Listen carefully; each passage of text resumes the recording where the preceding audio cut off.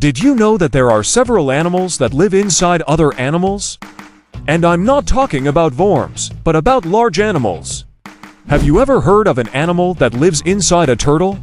The animal kingdom is surprising, but is it interesting to live inside another animal? That's what we're going to explore today, folks, animals that live inside other animals. So, leave your like at the beginning of the video, subscribe to the channel if you haven't already, and now let's get to the video. Let's start with a small species of crab called Plains minitus. They generally measure less than 0.4 inches in length and live in tropical and subtropical regions of the Atlantic, feeding on fish larvae or small crustaceans like isopods. Popularly known as Columbus crabs, they were discovered by Christopher Columbus in 1492 while he was sailing among floating algae. Due to their small size, these crabs cannot swim for long periods, so to survive, they hitch a ride on anything that floats, such as wood, shipwrecks, algae, plastics, and even sea turtles. In the case of turtles, these crabs hide in a small space between the tail and the shell, living there permanently. They are so small that they usually don't stay alone. They often bring a partner to live with them. On the turtle's tail, they can live, reproduce, and remain there until the turtle dies. When the turtle dies, they need to find another place to live. At first glance, it may seem scary, but these crabs only use the turtle as a home. A species of turtle known as the big-headed turtle, or Chinese big-headed turtle, hosts these crabs in 80% of cases. You might ask, doesn't this harm the turtle? The answer is no. These crabs help clean the turtle, creating a commensalism relationship where only one organism benefits without harming the other. In fact, both benefit because the turtle is kept clean. Did you know that there is a fish that lives inside the sea cucumber? We're talking about the pearlfish, also known as the stickfish. These fish are long, thin, scaleless, and can be translucent, resembling eels. They live in tropical waters at a depth of about 1.3 miles. In the ocean, they are rare to find because they prefer to live inside other beings.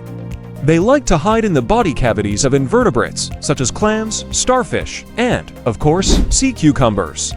Most of these fish do not harm their hosts, although some are parasites and also live inside the anus of the sea cucumber.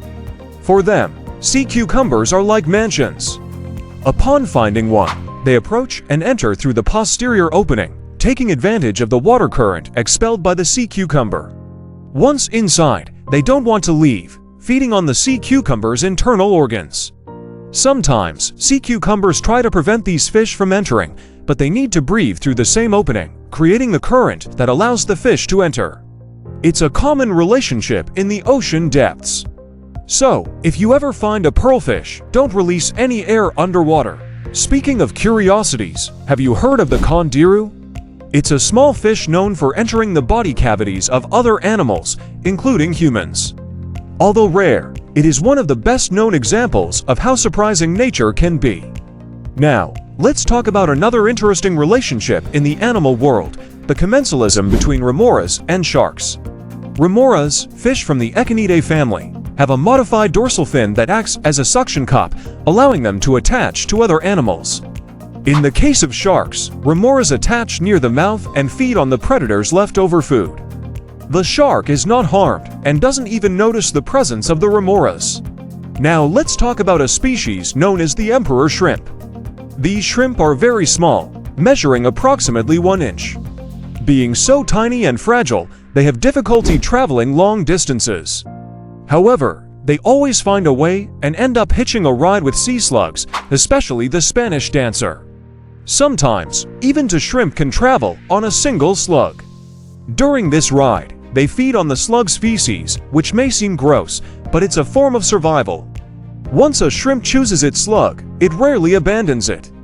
The shrimp may leave to seek food occasionally, but it quickly returns to its home. Lastly, we have the oxpecker birds. There are two species, the yellow-billed oxpecker and the red-billed oxpecker. These birds, about 8 inch long, have robust beaks, hard tails, and sharp claws. They attach to large African mammals like buffaloes and giraffes, feeding on parasites and debris on the animal's skin, helping to keep them clean. This relationship is beneficial for both as the birds get easy food and the mammals are free of parasites. Some of these birds even spend the night on their hosts' bodies, attaching themselves to the giraffe's armpits, for example. A giraffe can host up to 7 of these birds. These interactions show how common and vital commensalism is in nature, with many examples of animals benefiting from living close to others without causing significant harm. Additionally, there is commensalism involving humans, exemplified by the protozoan Inhabit coli. This protozoan, belonging to the genus of amoebas, lives in the human large intestine, feeding on ingested food remains.